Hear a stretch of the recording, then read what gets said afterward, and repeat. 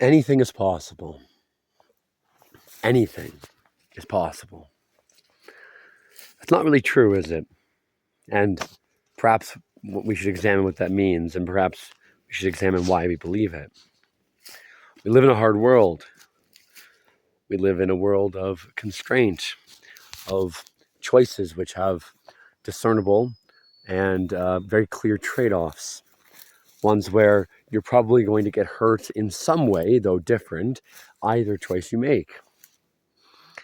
It's very common amongst people that I've worked with, amongst people that I know, that I grew up with, and just what I see in the general culture, to have an almost blank slate approach to what can be done in a given situation. As in, when you look at what should be the case, how should we do this? How should we operate? What is the best practice? It starts not with what constraints are we working under, but instead it starts with how can you do this for me? Why is it being done like this to me? Why is my life being made difficult from this uncomfortable and mean situation, which is putting me in a bad position? I think that a lot of people that work under others, a lot of people that don't have power in their company, their society, their government, their whatever hierarchy they're working under, love to blame those in power. And there's always room for valid criticism. Always. I love to hear how things can be made better. But you better, if you're going to do that, you better understand what sort of constraints we're working under. Maybe there's a certain budget. Maybe the job is extremely dangerous and there's not enough time or manpower to do it in the perfect way. Maybe those you're working with are just bad at what they do. That certainly creates situations for those in power that are difficult. But it comes back to that principle that everything is not possible, usually, in this world. Are there times when everything comes together perfectly and allows you to have something and do something that seems incredible, that seems beyond the remits of this world, that seems almost above human? Yes, there are those times, there are those special moments. And if you find a relationship, if you find a workplace, if you find a culture like that, then you better hold on to it. And you better really understand what you have if things work well. Because I'm telling you, in many industries, in many friend groups, in many areas, there's a lot of problems, and the people that are in charge of and responsible for these things are under an incredible amount of stress to make it operate at a semi-efficient level, a operationally sufficient level, and to not hurt anybody, to keep everyone safe, which is not an easy task. And so how does this relate to leadership, which is the title of this video?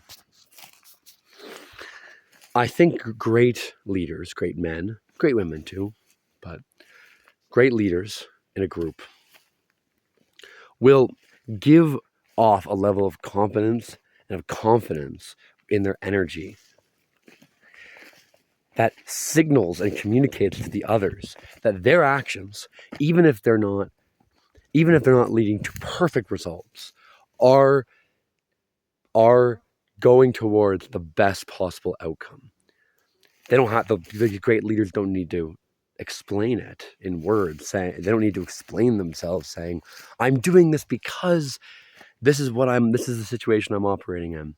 No, great leaders, you can feel the confidence exuding off of them, and the actions that they take prove, the body language that they exhibit proves to those around them that they know what they're doing, they understand the situation they're working in, they understand the technicalities of what they're doing, and that possible unnecessary downsides of what they're doing are being avoided.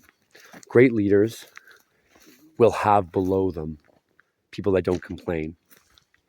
And if they do complain, it will be in a way that's constructive. Great leaders don't give time to people that complain all the time. And if they do, they'll slap them up the face and ensure that they don't. Or they just over time prove to them that things could not be any better. Rarely are things going to be better than the way they are here. Leadership. So in other words, leadership understands how to lead people through a difficult world.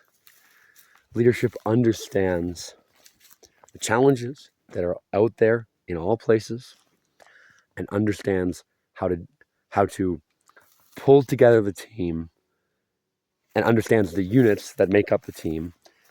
And from that knowledge, they have the confidence to go and to lead front and center and not look back. And that confidence is seen amongst everybody in the group. And so I think that in many areas of my life, but also in the lives of others, I think that within hierarchies, we need to understand constraint better. We need to actually have a pragmatic, there's another important word, pragmatic view of earth, of industry, of systems, of people's ability. We need to have a pragmatic view of that. And then also leaders need to